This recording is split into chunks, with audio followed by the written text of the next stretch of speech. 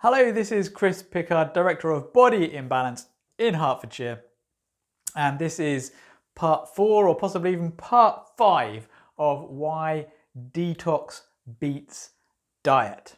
Now, not all of these parts are actually on YouTube. Some of them are just on Facebook in my Facebook group, so I'll get to that in a moment. First of all, I want to introduce today's topic, which is why detox beats diet for diabetes.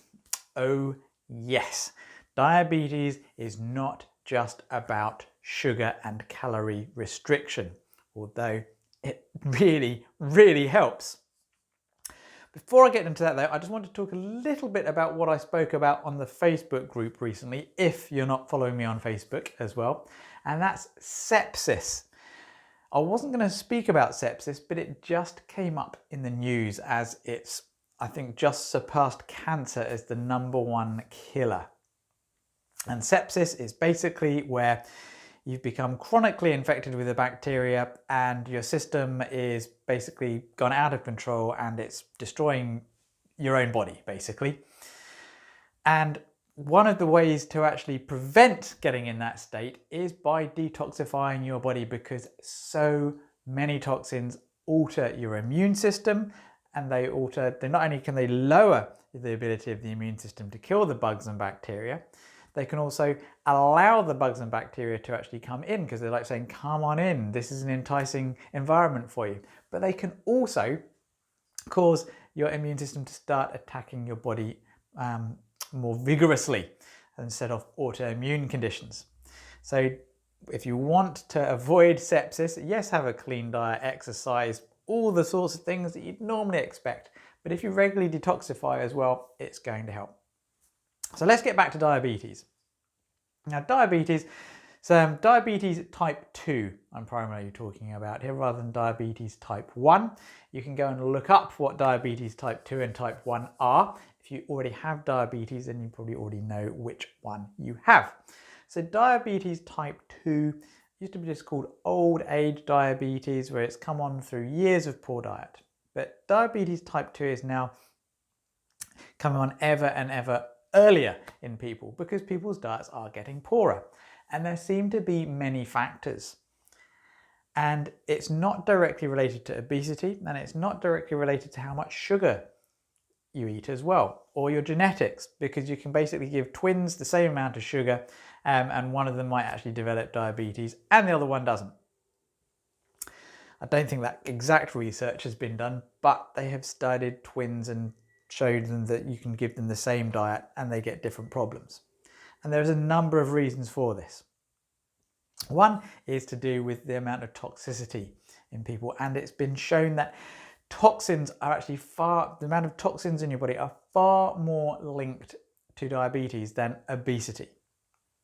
And there's a guy called Joseph Pizzorno who published a paper, I think 2016, and he reckons that about 90% of cases of diabetes are actually due to toxicity rather than sugar. And this is why you don't have to just restrict people's calories, get them on a good diet. You also have to do things to detoxify them, to actually make the cells more responsive to insulin, to allow the pancreas to start creating insulin again, to get rid of the fat around the liver so that the liver can start working properly again. There's a whole range of reasons, and there's now toxins that are known as diabetogens, as in toxins that cause diabetes, just like we have carcinogens, toxins that cause cancer. We also have obesogens, toxins that cause obesity. We also have hormone disrupting toxins as well, diabetes, insulin, hormones. So take my word for it. No, don't take my word for it. Go and actually go to PubMed, go into Google and actually look at scientific evidence that shows that diabetes is related to toxicity. Now here's another thing though, another link between toxins and how this can change you and cause diabetes. And this is really recent. There's been thoughts that things like diabetes and heart disease, which are thought to be diseases of lifestyle and how it relates to your genetics as well, may actually be transmittable, because very often you'll have husband and wife. They both have diabetes. They both get heart disease. And what they found by looking at gut bacteria, and they've only looked at this in animal models so far, is you can take the gut bacteria of a mouse with diabetes and you put it into a healthy mouse that doesn't have diabetes, and it develops diabetes. You can take the gut bacteria from a mouse with heart disease, give it to a healthy mouse, it develops heart disease. But of course, if you then feed the mice different things, you can change the gut bacteria. But also we know that different toxins change the bacteria in your gut.